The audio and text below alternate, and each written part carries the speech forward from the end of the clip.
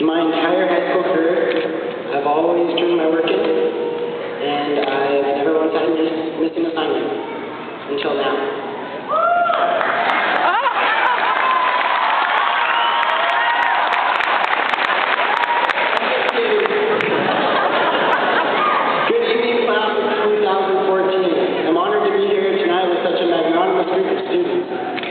Before I address our grand class of 2014, there are a few teachers I'd like to thank for getting us here tonight and making high school such a unique experience.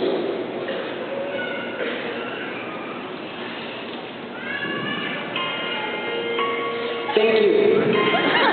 Ms. Burkholder. That there's more than one way to skin a rat.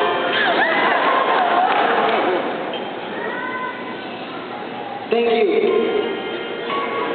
Mr. Davis, for giving us the time in the day to catch up on that sleep we missed. Staying up all night, studying for your class, and also supplying refreshments. Thank you, Mr. Hayes, for reminding my mom why she won't let me go more than a week without shaving. And for showing us all the proper ways to use a meter stick.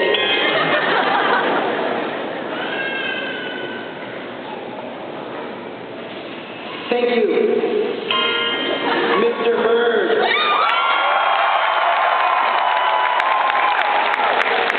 for showing us how to get something out of doing absolutely nothing.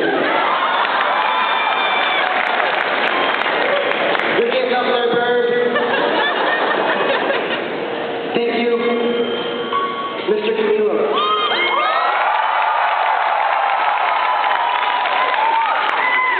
for teaching me about the history behind my dad's favorite pizza cutter. Thank you, Mr. Doherty, for teaching us that you can overcome anything. Yes, anything. If you just have the heart of a freaking lion. And thank you to all my other teachers for accepting bribes. I'm just kidding, Miss Margaret. And of course, thank you to all the slave drivers, parents and caretakers, for giving us all the love and support in the world. If you know me at all, you'll know that I didn't make it up here tonight for my outstanding writing skills. I'm a math and science kind of kid. So bear with me on the rest of this, and just know beforehand that it could be a lot worse. I was actually offered money to give this to nothing but a wrestling symbol.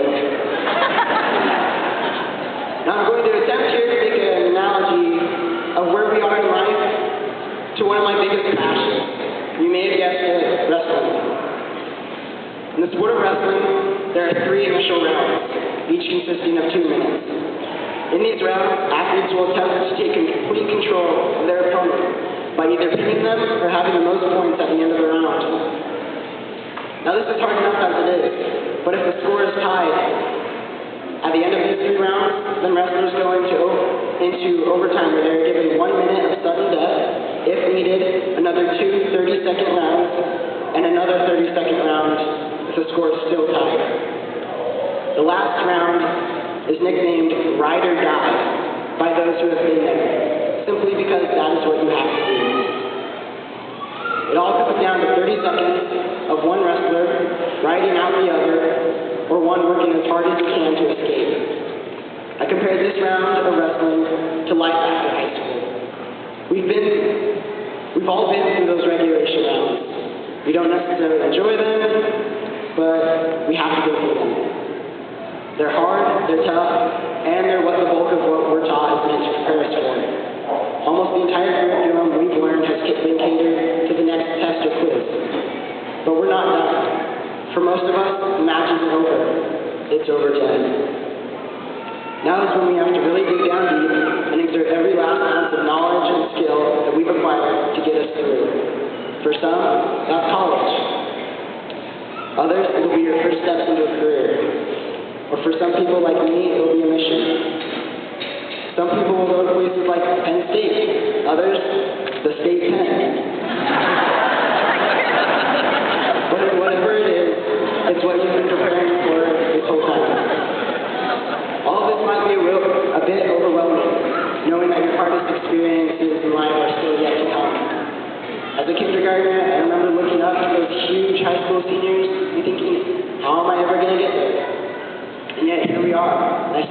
myself looking at our parents and thinking, among other things, how am I ever going to get there? Whenever I get stressed out about this, I remember something my dad always tells me before every wrestling tournament: one match at a time.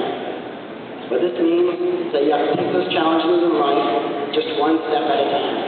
I'm not so familiar with the blessings of doing this so much as I am with the consequences of not.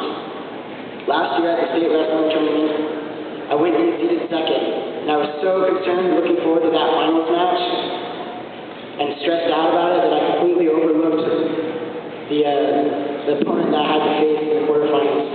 And because of this lack of mental preparation, I lost 2-0 and ended up taking third. Other times in school, we may get stressed out about an upcoming final and completely overlook the assignment right in front of us.